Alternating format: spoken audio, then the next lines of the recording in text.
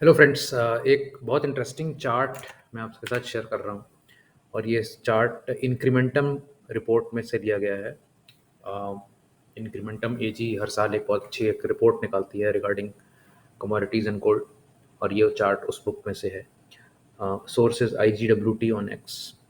तो ये पिछले 200 साल का US commodity price index chart है, जिसके अंदर 10 ईयर रोलिंग CAGR बताई गई है कमोडिटी प्राइस इंडेक्स की।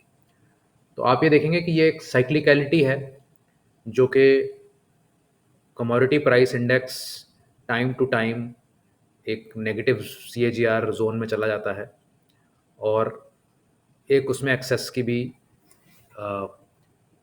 साइकिल बनती है।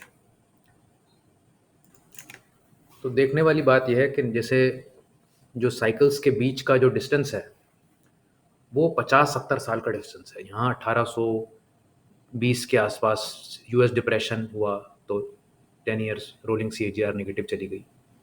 फिर वहाँ से बढ़ते बढ़ते जब वॉर शुरू हो गई, सिविल वॉर में ये CAGR बढ़ते बढ़ते 8% पहुँच गया।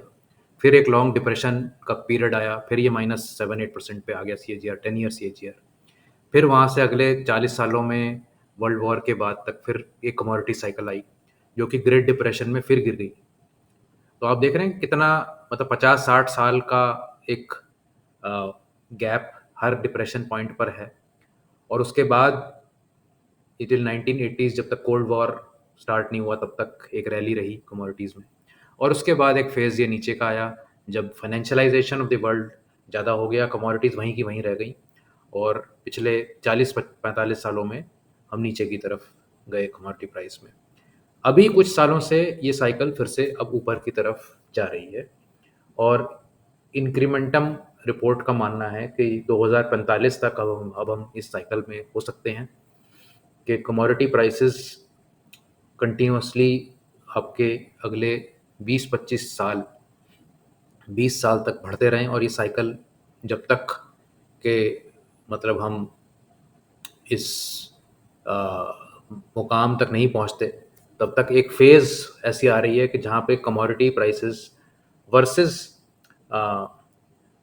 फाइनेंशियलाइजेशन, एक उसको ज़्यादा अहमियत मिले कमोडिटी प्राइसेस को। क्योंकि जैसे अगर आपने देखा भी होगा, क्रूड ऑयल की प्राइस पिछले 20 साल से वहीं की वहीं है, जबकि कितना इन्फ्लेशन हुआ है पिछले 20 साल में, कितने मॉनेटरी बेस में पैसे छपे हैं, सब चीज़ 20 साल में कहाँ से कहाँ चली गई है, लेकिन क्रूड ऑयल वहीं का वहीं है।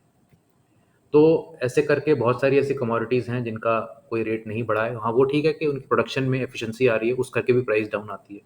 लेकिन ये जो साइकिल्स हैं कमोडिटीज़ की, इसको भी हम कह नहीं सकते हैं कि अ, ये साइक्लिकलिटी नहीं है। तो एक एलोकेशन टुवर्ड्स कमोडिटीज़, चाहे वो इक्विटी एलोकेशन हो, जैसे अभी हमारे यहाँ पर हिंदुस्तान कॉपर, वेदांता, हिंडाल्को, इस मेटल्स की कंपनीज जो हैं, उसमें एलोकेशन की या तो बात हो, या इवन आप गोल्ड या सिल्वर में एलोकेशन कर रहे हैं, तो ये आप एक तरह से इस सेक्टर कमोडिटी सेक्टर की तरफ आप एलोकेशन कर रहे हैं, जो कि हो सकता है कि अगले 1 या 2 दशकों तक उसमें स्ट्रेंथ रहे वर्सेस अदर्स। तो ये कॉन्सेप्ट ऑफ साइक्लिकलिटी ऑफ कमोडिटीज़ मुझे यहाँ पर आपके साथ शेयर करना था। आप बताएं कैसा लगा ये कंटेंट और आपकी क्या राय है इस बारे में। अगले वीडियो में फिर मिलेंगे। थैंक्स।